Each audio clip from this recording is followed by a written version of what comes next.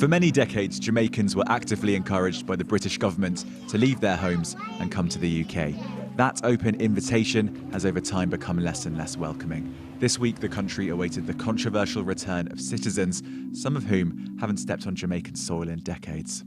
These deportations are big news, not just in the UK, but here in Jamaica. And generally, the prevailing view splits into two. The first is, what were they thinking? They knew they could get deported if they committed a crime, but they still did. The second, though, is that particularly for those people who came to the UK when they were children, it seems to be quite a dispassionate, unsympathetic thing to do to people that are far more British than Jamaican. Rayan Crawford says he came to the UK when he was 12, 22 years ago. He's now staying with his sister, who stayed behind in Jamaica. This is the first day in a country he only has grainy memories of. I've been with my partner about 14 years. I've been with my partner, we have 2 kids back in the UK. I've got my dad who lives in the UK, and I'm just here. Do you feel British or Jamaican? I feel British. I was there from a child. I went to school there. I went to college there. I spent my whole life there. Even my clothes, I have no clothes. I came here with one little plastic bag with 2 pairs of jeans in it. So everything is still in the UK. Rayen was convicted of burglary 3 years ago and spent 12 months in prison. Since then, he's been fighting his deportation. 2 weeks ago, he was detained, and on Tuesday, his final pleas for mercy fell on deaf ears. The day of the actual deportation, what happened? That experience was terrible. I was in a room, I was lying down watching the news. The door flew open, about 10 guys there with shields coming to jump on you, to detain you, to take you.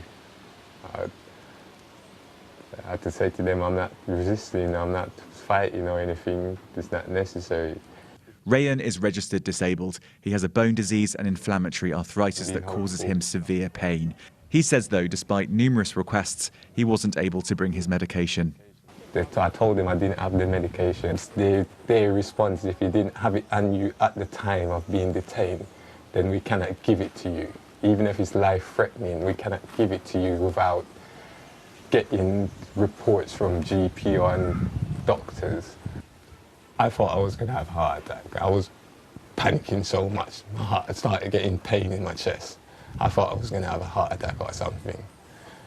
You know, even on the plane, I was crying. My back was killing me in so much pain, I was crying. Some people will say you committed a crime, the government has every right to deport you. I regret what I've done. I hold up my hand and I regret what I've done. I don't think I'm a danger to the public. And going forward, what are you going to do?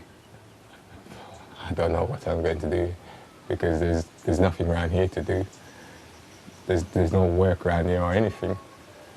Even finding somewhere to stay, I don't know how long I can stay here. This is not my house, you know? So even all of that, it's like, where am I gonna go from here? Last week, Newsnight reported the leak of a draft review into the Windrush scandal. That review recommended that the government should consider ending all deportation of foreign national offenders where they arrived in the UK as children, say before the age of 13. Alternatively, deportation should only be considered in the most severe cases. The tragedy for Rayen is that if that review were to be implemented as a non-violent offender who arrived in Britain aged 12, it's very unlikely he would have been considered for deportation. Many of Tuesday's deportees are now strung out across Kingston in temporary accommodation supplied to them by a charity. Jamaica may be a holiday destination, but the country has its rough sides. Part of the capital is in a state of emergency, and it has an eye-watering murder rate. It's not a place to be with no money or no support. So this is your new place, right? Basically where I'm staying at the moment, you know, until I at least sort out what I'm going through. Rupert was also on Tuesday's flight and once again has an unmistakably British accent. He says he was released with nothing but the clothes on his back. He has no close family, so he's staying with a charity. So these are the clothes you came onto the flight with? Yeah, these are the clothes I literally came on the flight with. So I've got them washed so I can put them back on today. And whose clothes are these? The person who I'm staying with, because I needed to wash my clothes, so I have to put something on while they're being dried. And those are all the clothes you have? That's just everything. These hanging up? Everything. 1 boxes, 1 pair of socks, a vest, a top, and tracksuit bottoms. Rupert says he came to the UK when he was 13. He's now 32. In 2016, he was given a custodial sentence after getting into a fight and attacking another man with a wrench. It's his youngest child's birthday today, and he managed to speak to her on the phone.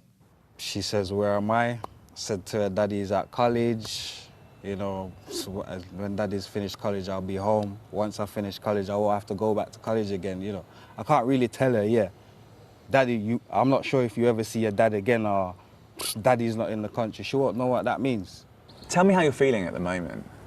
Numb, hurt, wounded. There's a lot of words to go through, but the one at the moment is just numb. You know, there's no sensation, there's no feeling. It's almost as if someone just took everything about your life from you. You just feel empty. There's no other feeling to put to it, just emptiness. You know, my whole family, wife, partner, kids, mum, brother, sister, niece, nephews, cousins, everyone's abroad. Some people watching this might say, you don't have a British passport, you committed a violent crime, and the British government has every right to deport you. Yeah, that's everyone's entitled to their own opinion. Like I said, I've done my crime, I've served my time. If I was a British child, it would have finished at me serving my time. But because I'm Jamaican, it's like I'm serving my sentence 3 times over. Like, you can't judge someone based off one mistake. Despite the leaked Windrush review, Boris Johnson has made it very clear that he wants these foreign criminals out. But many of the people I've spoken to here don't feel foreign, they feel British.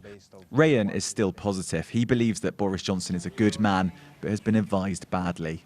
Do you have a message for Boris Johnson? You know, that's very funny, because somebody asked me, how did you vote in the election just gone? And I said I voted for Boris Johnson. Yeah, and I think he was made a good prime minister. He was going to be a good prime minister, but some things need to change. I think some of the law need adjusting and looking at again. Whatever you think about Rayen and Rupert, whether you think they deserve a second chance or not, they leave 5 young children in the UK without a dad. They'll try to come back, but now they're in Jamaica, that may prove difficult. It's possible they may never come back to Britain again, a country they love and call home.